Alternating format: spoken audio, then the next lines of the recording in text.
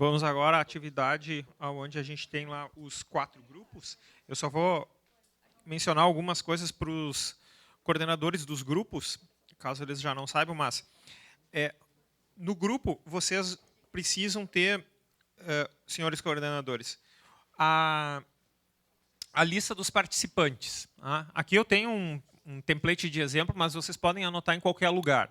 Nessa lista vocês idealmente deveriam coletar o nome, a organização, a filiação e o estado de cada um dos participantes do grupo de vocês. Tá? Então, guardem essa informação, porque é importante. A outra informação é sobre consensos, dissensos e pontos a aprofundar. Então, cada grupo, idealmente, deveria ter um resumo sobre os consensos que foram debatidos internamente, aquilo que é dissenso, isso é bastante interessante, né? Se vocês estão em grupos teoricamente heterogêneos, possivelmente as visões para determinados tópicos são complementares e podem ser eventualmente até conflitantes. Declarar essas visões conflitantes nos dissensos também é tão importante quanto os consensos. Tá? E outros são os pontos a aprofundar, porque talvez tenha sido muito pouco tempo, ou porque sequer se pôde verificar se é um dissenso ou consenso, então mencionar esses pontos a aprofundar. Então são 3 itens, né? Consensos, dissensos e pontos a aprofundar. Vocês guardem essas informações, anotem, né? E para essas informações serem passadas à frente, e aí, pela metodologia da organização do fórum, para elas serem absorvidas e compiladas, vocês deveriam mandar essas informações por e-mail. Daí cada coordenador pode entrar lá no site do fórum e lá tem esses templates de documentos. Né? Daí vocês baixem o template e editem o template e mandem de volta o template editado por e-mail. Tá? Por isso que eu não estou passando uma cópia em papel para cada um deles, porque depois não vai fazer muita diferença. Né? Vocês vão ter que, vamos dizer assim, passar a limpo no documento eletrônico e depois submeter por e-mail. Ok? Para os coordenadores, dúvidas sobre esses 2 documentos? A lista de participantes e os consensos, dissensos e pontos a aprofundar?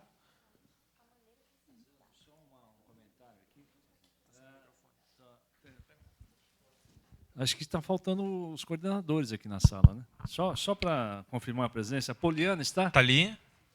Cléo? Está ali. Tá aí. Deixa eu ver. O Marco? Está aí. Stephanie? Stephanie? Está faltando a Stephanie, então. Falta uma coordenadora. Não é ela? Não. Todos pegaram esse material aqui? Os slides e o texto? Então vamos fazer assim. Subsídio? A Natália é dublê de Stephanie. Tá. Então vamos fazer assim, eu vou pedir para os coordenadores ficarem em cantos diferentes do auditório, e aí fiquem de pé, e aí eu vou falar novamente quais são os tópicos, para aqueles que ainda não decidiram o tópico, quem já decidiu, siga o seu coordenador. Fica num canto, Natália. Cléo, talvez lá em cima.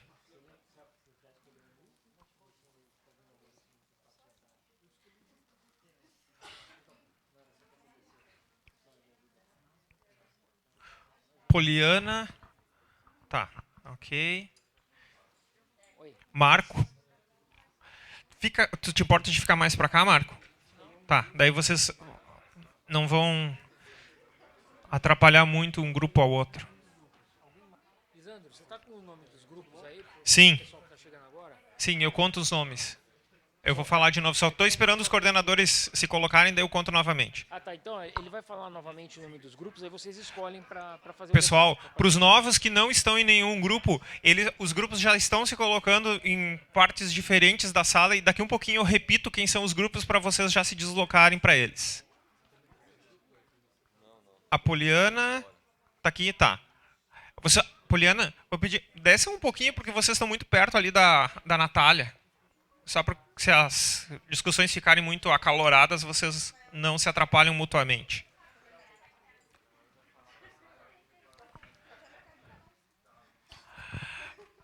Então, para quem chegou depois, eu vou contar quais são os grupos e daí vocês se desloquem na sala pelos grupos.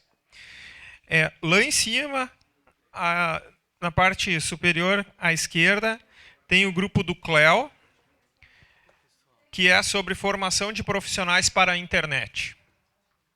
Então, lá em cima, à esquerda, é o grupo sobre formação de profissionais para a internet.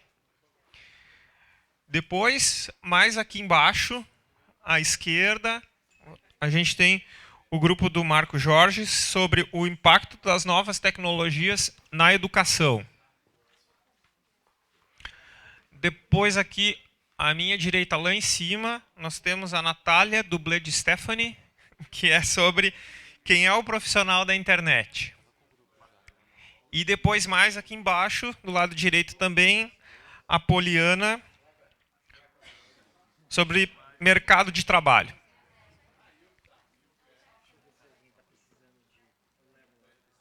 Ok.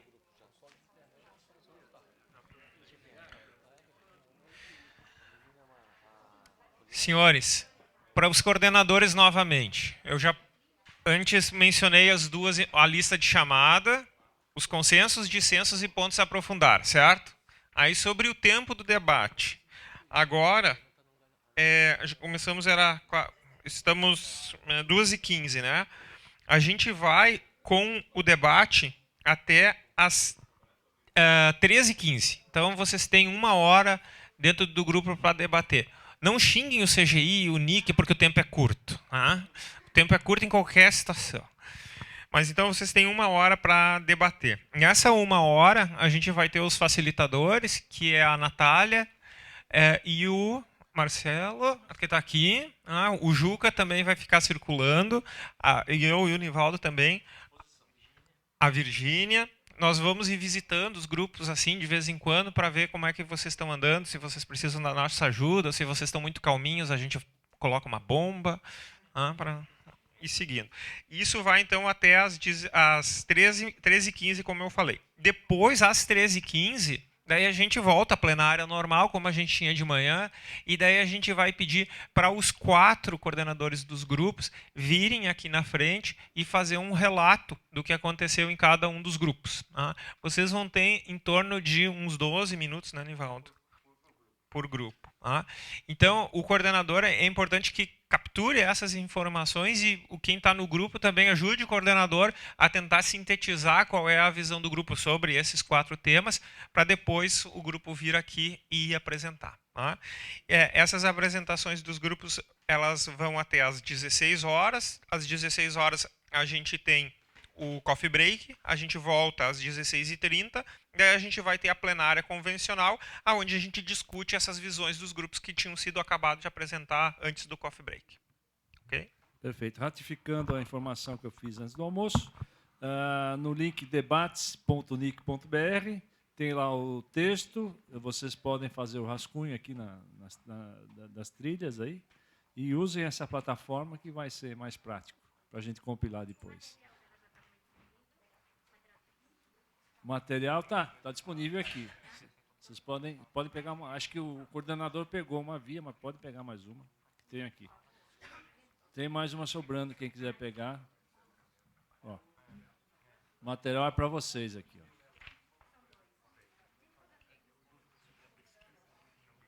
Ó. Dúvidas sobre a pesquisa? A Virgínia está aqui à disposição de vocês. Não esqueçam. Mais um material aqui. Juca, por favor. Oi. Aí, ó. Aí na nossa plataforma, o Marcelo está explicando como é que entra. Você tem que fazer um cadastro, tá? É muito rápido isso. Depois você entra na nossa trilha. Marcelo, explica como é que... Mostra como é que... Eu tive dificuldades. Você pode explicar e faz um teste aí. Mostra para o pessoal como é que... Oi. Bom, bem rapidamente, então...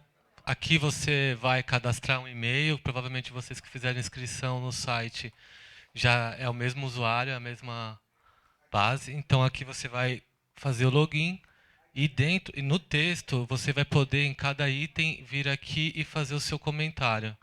Basicamente é isso. E aqui você tem a opção de colocar se foi de censo ou qualquer outra opção. E a gente tem aqui dividido por itens os comentários. É bem simples a plataforma. É debates.unico.br, dá para acessar pelo Android, pelo iPhone também, tranquilamente.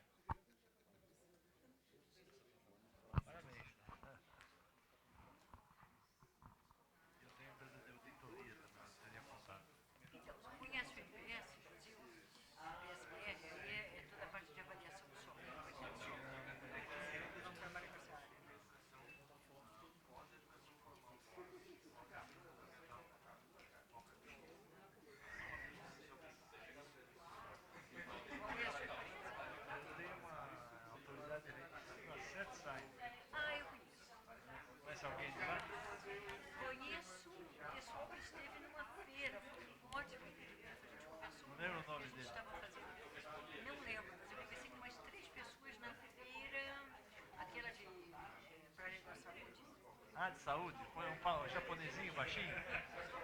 Não, era um moreninho. Moreninho. Eu não estou me lembrando do nome. Tem muitos, aliás, todos. Eu conversei com as 3 pessoas, mas estão muito interessadas em entender o texto da saúde e a certificação digital no setor da saúde. Era aquela médico. Eu soube dessa Uma feira. feira enorme nos passagens. Muito grande. A Certisária estava lá, com os produtinhos super bacaninhas, ótimos serviços. A gente tem muita interesse na área de assinatura de documentos. Isso. Assinatura de documentos. Na área da saúde, vocês estão querendo encadear. A gente entra na área pública, a gente usa bastante.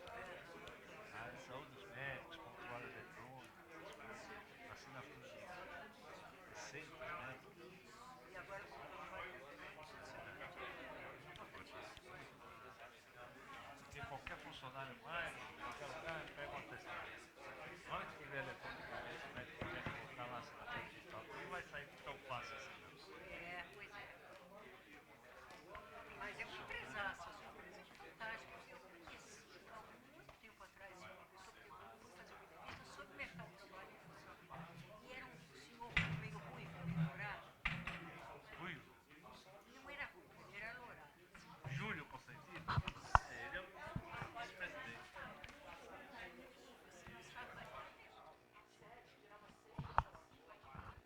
Pessoal, vamos lá? Tempo esgotado. Nós vamos seguir uma ordem aqui, por favor. Cada representante do grupo vai no microfone fazer um resumo dos debates, um resumo do debate de cada tema abordado. Vamos começar pela ordem. A letra A, mercado de trabalho, pela Poliana. Poliana, você pode se colocar. Agora nós estamos iniciando a transmissão via streaming. Poliana, você está falando para a gente, mais 1 milhão de pessoas na internet. Eu acho que tem que ter mais 1 milhão. Tá pouco esse público aí, por favor. Tá. Poliana, a palavra é sua. Não, tá. Poliana, fica parada, senão a câmera não consegue te filmar. Fica olhando para cá, é melhor, não é? É para a câmera. Para aquela câmera lá. Se não, é aquela câmera. Tá, então a gente estava discutindo sobre a questão do mercado de trabalho, como vai absorver a questão das novas tecnologias que estão vindo por aí, por um negócio... Como é que vai funcionar, né? Então, o consenso principal é que o mercado e a academia estão com modelos bastante defasados. Tanto o problema quanto a solução tem que ser resolvida de forma conjunta, né? A partir do momento que tu melhora a questão do modelo, principalmente da academia, fazendo com que o pessoal aprenda a inovar e empreender, tu quebra alguns paradigmas de que tu vai sair da academia e vai virar empregado. Não. Tu tu vai sair da academia e tu pode ser o dono do teu negócio. Então, tu acaba virando o mercado também. E é assim que o negócio vai melhorar, realmente vai quebrar esses paradigmas e vai poder absorver um pouco melhor as novas tecnologias que estão vindo por aí. O dissenso principal que a gente estava debatendo ainda é sobre a questão da oportunidade versus a formação. Até que ponto realmente a formação é válida, né? Bom, tu se formou, agora tu está pronto. Nem sempre é assim. Então, o nosso dissenso principal foi nesse aspecto que realmente não... Até que ponto a formação vale, e tu vai realmente encontrar oportunidade ou não. Eu vou aprender sozinha e vou ter oportunidade do mesmo jeito que alguém se formou, né? E a questão aí de que realmente a gente precisa mais conversa, é sobre esses novos modelos que a gente está propondo que foi nosso consenso, né? Modelo, como é que vai ser esse novo modelo, tanto educacional quanto de mercado. Realmente é um negócio que precisa de muito mais atenção e estudo para realmente encontrar o que vai se adequar ao que o mercado vai estar procurando e buscando aí. É isso. O pessoal do grupo gostaria de complementar. Nós temos ainda 7 minutos. Gostaria de complementar com alguma outra posição ou enfatizar o que a Poliana falou? Só porque temos tempo?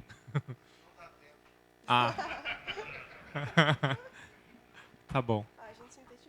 Tá, já. Não, tá ótimo. Obrigado. Obrigado, Poliana. O próximo agora é sobre formação de profissionais para a internet. O Cléo... Oi, pode falar. Não, trazer a lista também de presença dos grupos. Os dois. Tragam a lista, entreguem para o Marcelo. Acabei de descobrir que são os dois. Se puder falar no microfone é melhor, que a câmera pega melhor e o público, por gentileza. Leva lá na... Isso, vai falar. Porque fica olhando para a câmera e se dá para pegar no streaming. Não, você, olhando para lá, para a câmera. Então. Tá. No nosso grupo ali teve bastante discussão e tal, consenso foram poucos. Anotei alguns aqui que talvez até o próprio grupo possa dizer, não, isso aí não foi consenso, espera aí. Pode ter motim. Bom, a primeira coisa sobre a formação de profissionais para a internet, como consenso, é que não existe um consenso entre o que o mercado quer e a academia, né? Então, a gente tem a academia pregando algumas coisas e o mercado outras, né? Falta de experiência de mercado na academia, né? O pessoal normalmente faz a formação, graduação, mestrado, doutorado e acaba não tendo a experiência de academia, de mercado. Dentro da academia não existe divisão do trabalho, o professor acaba dando aula, fazendo pesquisa, trabalhando também com administração, acabou passando ali na discussão, embora não seja muito sobre o profissional de internet. O mercado quer um profissional que dá a resposta agora, nos próximos 6 meses. Então ele procura agora, por exemplo, profissionais Java, e não está focando, não está vendo o que vem pela frente, né? Diferente, às vezes, do que acontece na academia, em que está se preparando o profissional do futuro, né? O CIP tenta fazer isso. Uma ideia aqui que todo mundo achou interessante, que é antecipar o curso técnico para o 2º grau, digo o ensino médio agora, né? Antecipar um pouco do que é visto no técnico. Para o 2º grau, assim, o profissional chega para a graduação com outros interesses já, né? Conhecendo pelo menos a base do técnico e buscando entender como é que aquelas coisas funcionam. No técnico, normalmente, tu aprende a fazer, depois na graduação acabaria vendo um pouco de por que aquilo funciona daquele jeito.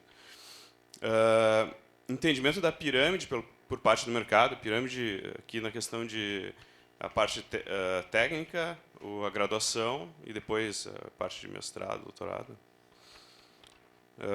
Profissionais da base resolvem um problema de imediato, né? Ter esse conhecimento por parte do mercado, que a gente tem o profissional técnico para essa resposta imediata, e o meio da pirâmide responde mais as questões de médio prazo. Valorização da base e o meio da pirâmide, valorização aí em questão de salário também, valorizar o profissional técnico como uma via, né, uma possibilidade de o cara se formar tecnicamente e seguir nessa carreira, que é muito do que o mercado precisa hoje. O governo tem que fomentar essa pirâmide, né, fomentar a construção disso, de ter essas diferenças, né. E cada instituição deveria ter o seu perfil bem definido. Uma instituição que foca mais no mercado de trabalho, uma instituição que foca mais na pesquisa, principalmente nas instituições aí privadas, né. E como dissenso, a única coisa que eu acabei notando, na verdade, teve várias questões ali que ficaram em aberto, com pontos de vista diferentes, que o profissional da internet é o profissional de TI hoje, ou ou existe, e na verdade tem outro grupo que vai responder isso, se é o profissional de computação ou se os outros profissionais também, outras áreas também seriam hoje os profissionais da internet. Não sei se o grupo quer complementar alguma coisa. Tem bastante tempo aí.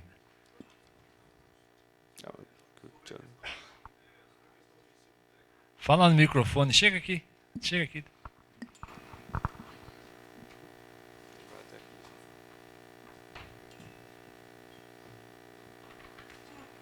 Acho que põe o microfone no pedestal. E daí a gente se enfileira como a gente fez antes. Isso, é melhor. Põe no pedestal e volta. Eu falo para lá? Isso. De costas. Isso.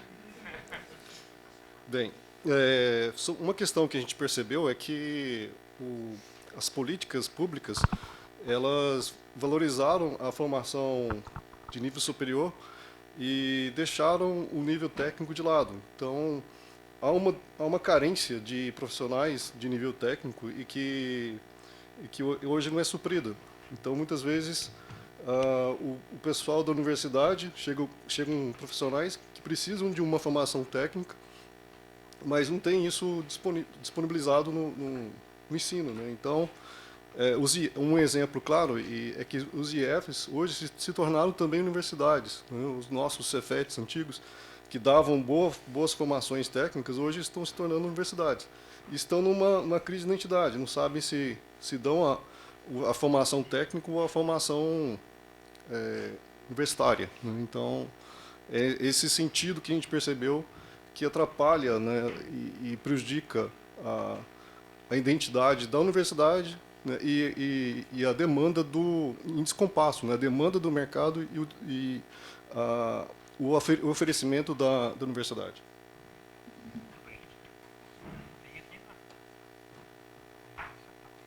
Pode falar o nome, por favor.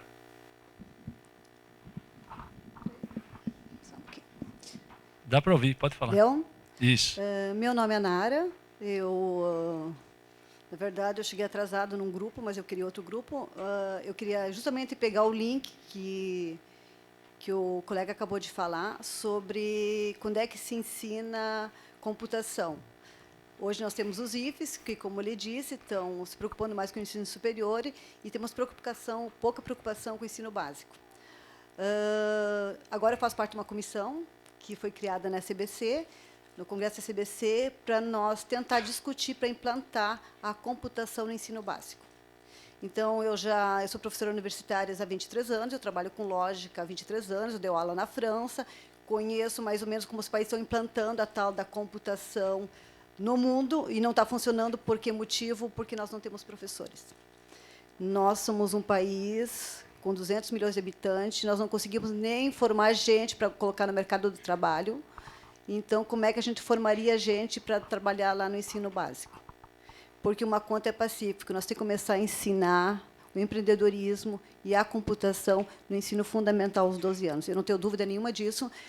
Na minha cidade, nós temos um trabalho sobre isso. Os alunos que começaram hoje são destaques nacional em Olimpíada Científica. E o que a internet tem a ver nesse movimento todo? Frederico é uma cidade de 30 mil habitantes, tem uma vila lá que nem a polícia entrava. Hoje levavam fibra ótica para aquela vila. Tem um laboratório informático e nós estamos começando a trabalhar com aquele povo que está se sentindo incluído. Então, acredito que as empresas vão ganhar, que a educação vai ganhar, que tudo vai ser transformado nesse país se a gente conseguir levar a internet a todos. Se leva a internet a todos, não precisamos se preocupar em formar professores, que a gente nunca vai conseguir formar para um país desse tamanho, mas com a internet em todos os lugares, com certeza, a gente leva a formação para tudo que é lado. Então, nós temos que se preocupar, todo mundo aqui, com o ensino básico. É dali que vai sair os futuros profissionais do mundo empresarial e do mundo acadêmico. Muito obrigado.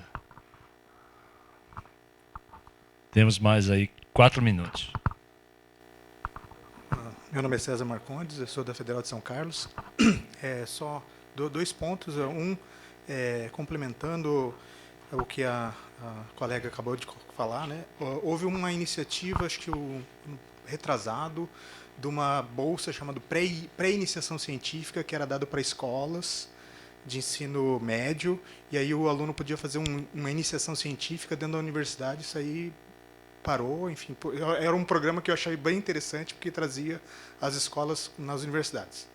O segundo ponto, eu participei desse grupo que discutiu, e talvez não tenha ficado tão explícito, mas esse descompasso academia e mercado, parece que ele poderia ser melhor trabalhado se a academia pudesse participar mais do mercado por mais tempo.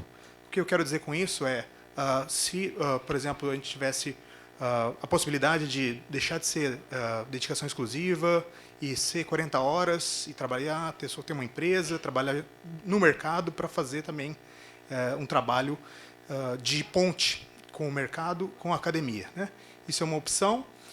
Uma segunda opção seria colocar, no caso, as empresas, enfim, para participar, as empresas convidar os docentes, por exemplo, a participar de comitês dentro das empresas, boardings e coisas do gênero dentro das empresas. Porque muitas vezes o docente é altamente especializado, ele pode ajudar muito na inovação, ele participando de um conselho de uma empresa, ele poderia dar um apoio assim de um plano de visão de médio prazo, e isso tem muito pouco também acontecendo no Brasil.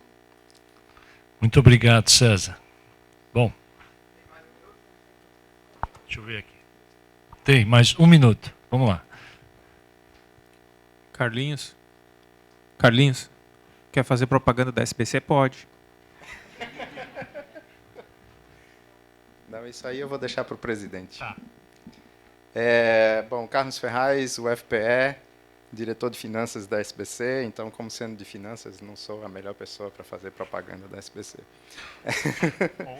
Bom, na verdade, é só falar um pouco mais dessa ideia que veio lá do grupo da questão da pirâmide, né? Então, a ideia é que a gente tem uma pirâmide formada por pessoas de nível médio, que se segue de um grupo de pessoas de nível superior, e daí a pós-graduação. E o que a gente vê, de certa forma, é que o mercado ele quer um cara que tenha a agilidade daquele de nível médio, só que ele quer pagar o preço de nível médio para um cara de nível superior, né? Então, o que a gente precisa ter é uma visão de prazos distintos. Como já foi falado aqui, a base ela seria capaz de atender essa necessidade mais de curto prazo do mercado, mas o mercado também tem que ter visão de médio e de longo prazo, e provavelmente dentro das suas empresas teria, então, pessoas que teriam uma maior capacidade, um maior conhecimento, né, teriam adquirido um maior conhecimento nos outros níveis, que seriam o nível de graduação e de pós-graduação, né? Então, acho que um pouco está faltando isso, né? Está faltando essa visão mais piramidal dentro das empresas, dentro da academia, né? Como foi falado um pouco, os institutos federais hoje, por uma falta de valorização, quer dizer, o governo também tem um papel nisso, que é justamente fazer uma valorização de todos os níveis dessa pirâmide, né? Porque aí os institutos federais hoje querem todos ser universidades, porque é mais chique, faz parte da elite, né? Quando, na verdade, eles têm um papel que é um papel fundamental, só que não é mais valorizado como era antes. Então, acho que a gente precisa trabalhar um pouco isso. E sobre governo, né, a gente tem uma vantagem muito boa no Brasil em relação à questão da internet, especificamente, que é Alguém falou lá na mesa da abertura, né, que não é bem governo, né, e sim nós temos uma entidade que governa a internet no Brasil, que é justamente o CGI.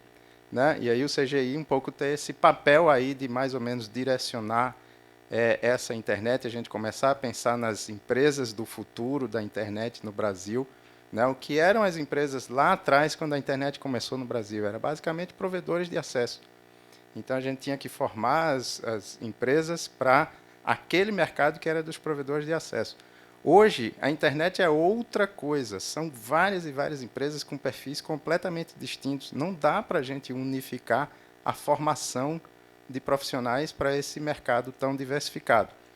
Então, para ter uma ideia de o que é esse mercado, eu acho que o CGI tem uma função muito importante na governança em si. Não governança do ponto de vista de como é que a gente vai gerenciar essa coisa, mas no sentido de qual o futuro, qual o caminho, qual a estratégia, qual vai ser a internet, né, que a gente quer no Brasil e quem vai fomentar, quem vai viabilizar essa internet. Justamente essas empresas, a gente precisa saber que empresas e que perfis, no plural, e num plural bastante enfatizado, de profissionais que precisam estar nessas empresas. Tudo isso vem dessa pirâmide. Muito obrigado, Carlinhos. Vamos passar para o próximo item. O impacto das novas tecnologias na educação, o grupo do Marco. Marco, por favor.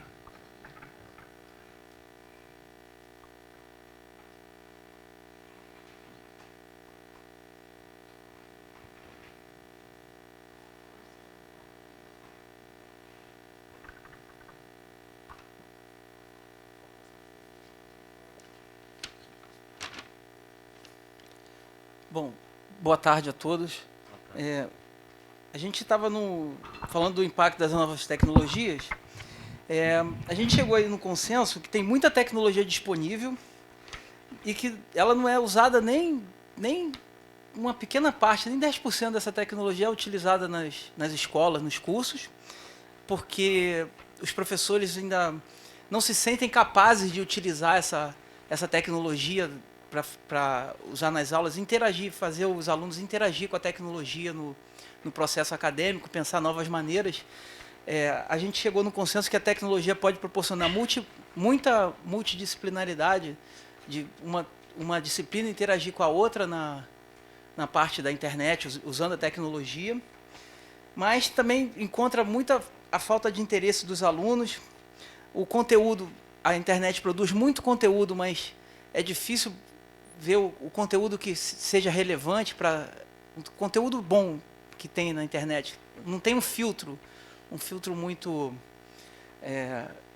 um filtro de conteúdo, porque tem muito conteúdo que nem todos aqueles conteúdos são relevantes para utilizar na aula, e eles têm medo também que os alunos se distraiam utilizando as redes sociais, conversando, batendo papo o tempo todo.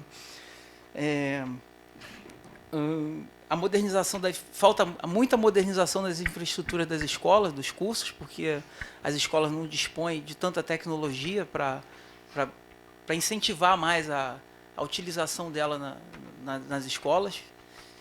E depois que selecionar um conteúdo, o que os alunos vão fazer com esse conteúdo, desse tipo de conteúdo que tem muito conteúdo na internet? Podem ser oferecidos muitos cursos gratuitos pela facilidade da internet, e geralmente os professores têm muito medo mesmo da tecnologia, e muitos alunos também não sabem usar. Eles sabem, como a professora Niele falou no começo lá da abertura, as pessoas são tão ávidas em consumir o conteúdo, mas em utilizar, em produzir alguma coisa com a tecnologia, não está saindo muita coisa. E não está sendo incentivado a produzir conteúdo. Os professores não têm incentivado os alunos a produzirem conteúdo com as tecnologias. E que é preciso também repensar o modelo de ensino atual, interagindo com a tecnologia, e mudar o sistema de ensino para utilizar mais a tecnologia, né? E que os alunos também estão mais preocupados com a nota do que fazer com o conteúdo aprendido.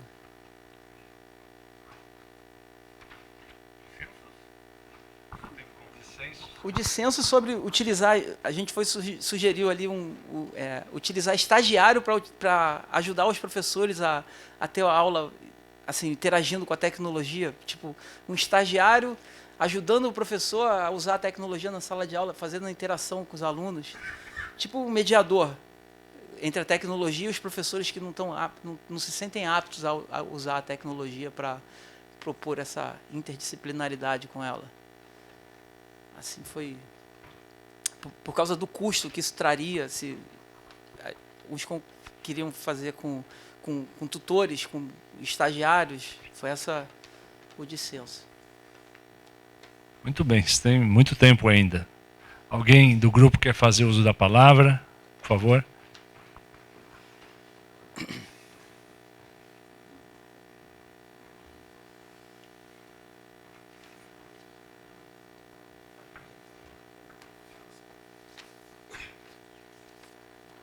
Diga o nome, por favor. Boa tarde, o meu nome é Ederson. Eu discordo um pouco do colega, acho que o dissenso agora foi no discurso que ele deu aqui. Para mim não foi bem isso que a gente chegou ali nos pontos. Alguns pontos foram muito consensuais e, na verdade, não teve quase dissenso nenhum. A gente foi quase tudo pela mesma coisa. A gente acabou discutindo muito sobre a questão assim, de etapas, estrutural mesmo. Quais são os impactos que a tecnologia trouxe para a educação. A primeira coisa que nós notamos, começamos a discutir nesse sentido, é a questão de infraestrutura. Então, nós pensamos o seguinte, dando um pouco da minha experiência, no município de Cachoeirinha, que é aqui vizinho de Porto Alegre, nós temos escolas então que receberam do governo federal computadores, algumas receberam notebooks, né? Tem seu espaço de informática disponível, mas aí nós não temos infraestrutura.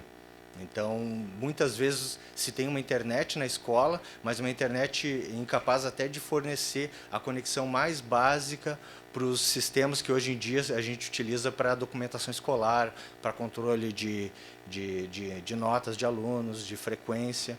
Então, normalmente essa banda disponível, que é a infraestrutura básica para essa disponibilidade aí, ela é usada mais administrativamente e sobra muito pouco para usar qualquer tipo de coisa num laboratório de informática, para disponibilizar uma coisa melhor. Então, a primeira coisa que a gente vê assim, é uma questão estruturante que precisaria ter mais banda. Então, talvez isso aí já entre muito no que está em discussão, né, da disponibilização de fibra ótica, né, aumentar essa capilaridade aí que existe.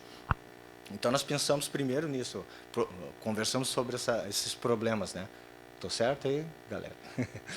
Então, depois nós falamos então na segunda etapa. Bom, mesmo que esse problema fosse resolvido e quando esse problema não é tão valorizado, quando se faz melhor. E existem casos em que escolas investem de próprio dinheiro, de círculos de pais e mestres, de outras verbas, para ter uma banda melhor.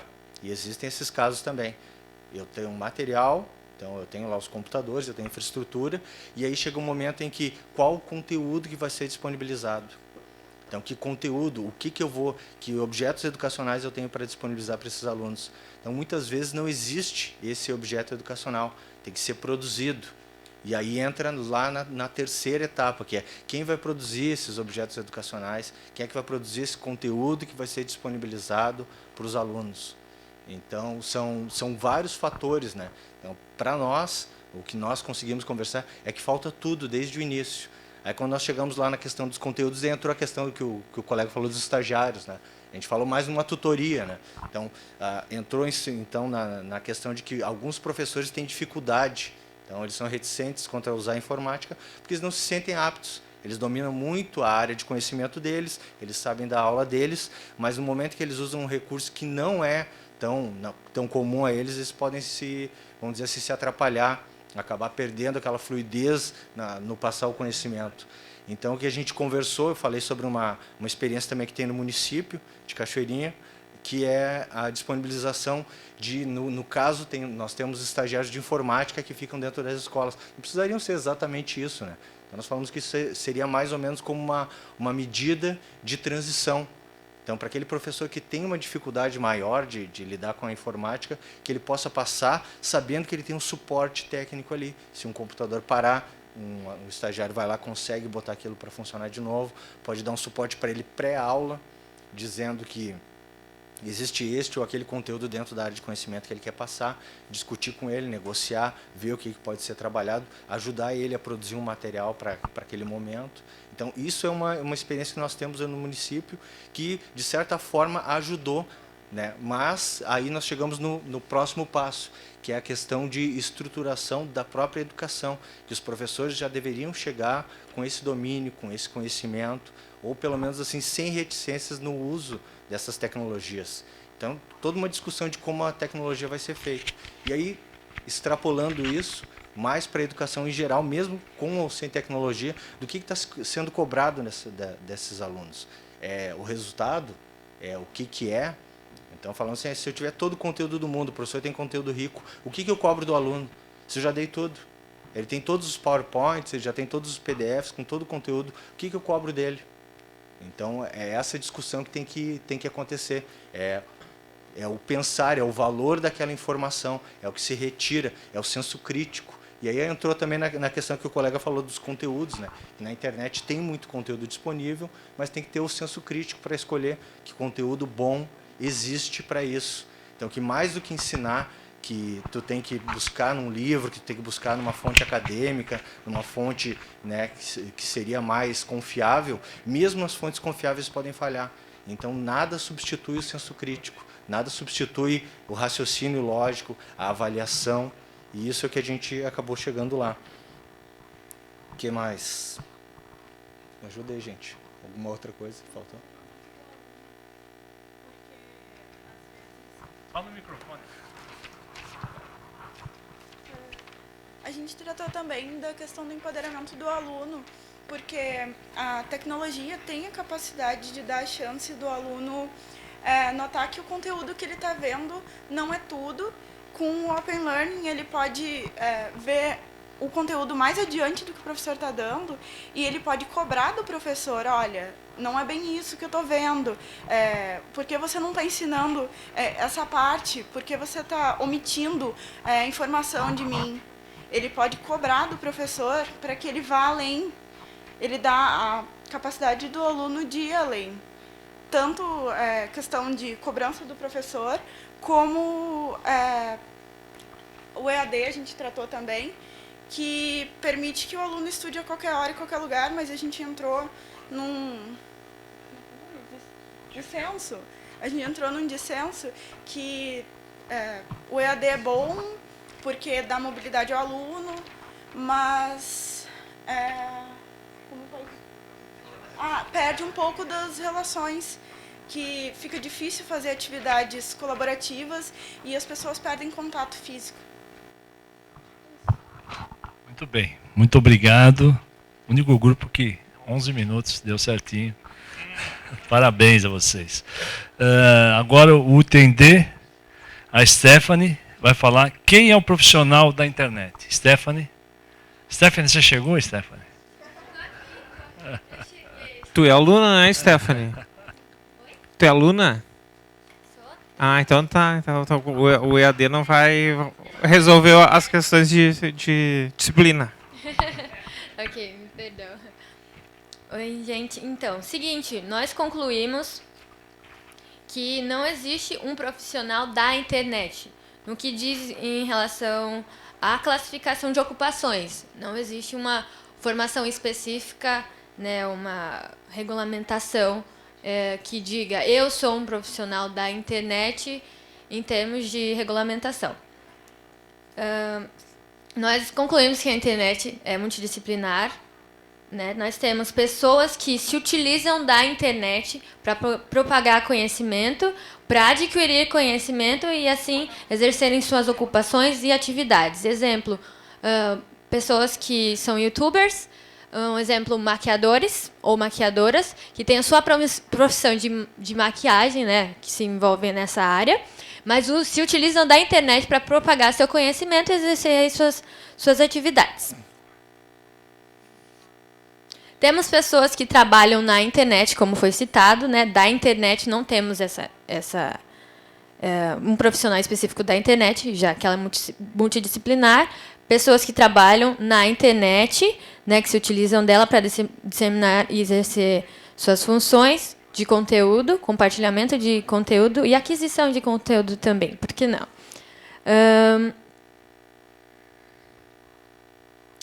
E tivemos dissensos principalmente em relação de quem é o profissional da internet, né? Da internet em si, nós tivemos esse ponto principal, que não existe esse profissional, né? São pessoas, existem várias pessoas, tanto da parte técnica, um exemplo, programadores e desenvolvedores que mexem mais com a camada lógica da internet. Nós temos as outras pessoas que compartilham seus conteúdos, sejam eles jornalistas e pessoas na parte de comunicação e entretenimento, mas nós não temos um profissional exato da internet. Não existe um curso de formação específico e regulamentado. Para que alguém diga, eu sou um profissional da internet. Existem pessoas que trabalham com a internet, existem pessoas que trabalham para a internet, que mexem com a parte de códigos, como já foi citado, e pessoas que se utilizam da internet para exercerem suas ocupações. E nossos consensos foram elencados, dissensos também, e nós temos esse tema também para se aprofundar, né? Quem é o profissional da internet? Nós temos pessoas com perfis, né? Falar, como foi citado ali pela nossa colega Osana, existe uma função chamada consultor de internet, o pessoal ali que citou essa questão. Existe um consultor de internet, mas é uma pessoa que, pelo que eu obtive conhecimento, é uma pessoa que ela mostra sua visão de mercado, ela dá consultoria, presta consultoria da sua visão de mercado e cobra por isso, pelo que eu entendi. Quem souber mais aqui da plateia, ou então do grupo, por favor, se manifestem. Mas é isso, pessoas que trabalham para a internet, na internet, mas da internet a gente não teve esse conhecimento. Alguém que diga, eu sou profissional da internet. Não existe essa classificação brasileira de ocupações e é isso. Obrigado. Posso dar uma sugestão? Pode. Você falou, por exemplo, eu tenho uma expertise. Eu tenho uma expertise na minha profissão em holding, familiares e tal. Eu vi que existe uma ferramenta chamada Google AdWords. Eu paguei por essa propaganda, pus as minhas palestras, os meus artigos. E vou dizer, as pessoas me acham na internet porque eu pago por isso. Não sei, eu sou profissional da internet, eu uso a internet como meio, um marketing pessoal, para, na minha profissão, eu me colocar num grande, né, na grande rede para que as pessoas me encontrem. As pessoas me encontram com os meus artigos para trazer serviço para mim. Ontem estava vendo uma matéria na revista Veja, dos youtubers, não sei quem teve a oportunidade de ler, pessoas ganhando milhões fazendo comida em casa, belezas, instituto de beleza, com a saúde, entendeu? Com a imagem, entendeu? Isso é um mercado que está surgindo. Então é interessante essa discussão que nós estamos aqui. Talvez uma profissão que está surgindo, uma pessoa que vende consultoria, olha, como que você se deve comportar na internet para ter um rendimento, né? Então, é uma coisa que eu estou colocando para que entre em discussão, tá bom? Obrigado. Essa questão dos youtubers, surgiu essa dúvida, né? Profissional da internet. Exemplo, existem pessoas do YouTube, a gente até tinha citado antes os blogs e enfim, mas essas pessoas exercem essa função na internet. Então, elas se utilizam da internet para poder disseminar seu conteúdo, compartilhar seu conteúdo, ou então atrair mais clientes para uma outra função fora externa internet. Né? Usa a internet como um meio de propagação dos seus conteúdos, ou então para exatamente o que a gente estava tentando entrar em consenso, que é bem difícil. Pessoas que têm suas outras funções, como o senhor citou também, têm funções externas e utilizam da internet, dessa plataforma, para poder alcançar mais clientes, ou então para propagar mais conhecimento e tornar isso universal. Né? Então, uma pessoa que se utiliza da plataforma YouTube é um youtuber, mas uma pessoa que trabalha na internet, que trabalha para a internet, digamos assim, já que o Google AdSense, se eu não me engano, Google AdWords. AdWords, perdão. Google AdWords são os anúncios, né? Mas tem pessoas que os YouTubers têm uma parceria, digamos assim, tem um acordo pago. É um canal pago. Isso, pode tem ser um canal pago, pode ser não isso. pago. Que elas são remuneradas pelo conteúdo de acordo com a quantidade de visualizações do canal ou quantidade de inscritos, né? E elas são remuneradas por isso, 1 milhão, 2 milhões de visualizações, ela recebe ali a partir de $100, se não me engano, né? Elas recebem na sua continha ali todo mês, ou então no prazo definido por ela, de acordo com que foi acordado com o banco, com o Google, enfim. Não vou ficar fazendo propagandas. Mas, enfim, temos profissionais, pessoas com múltiplas áreas de conhecimento que se utilizam da internet para propagar isso daí. Mas existe alguém específico profissional da internet. Existe na internet, para a internet e a partir da internet. Muito obrigado, Stephanie. Alguém do grupo quer fazer uso da palavra? Então, são 15 horas, quase 16 horas, né? 16 horas está marcado o café. Acho que a gente já pode liberar para o café. Depois a gente tem das 16h30 até as 17h15. Nós vamos abrir o microfone para debates entre os grupos sobre os temas que aqui foram discutidos, tá bom? Até as 17h45. Das 16h30 às 17h45. Ok? Muito obrigado, senhores.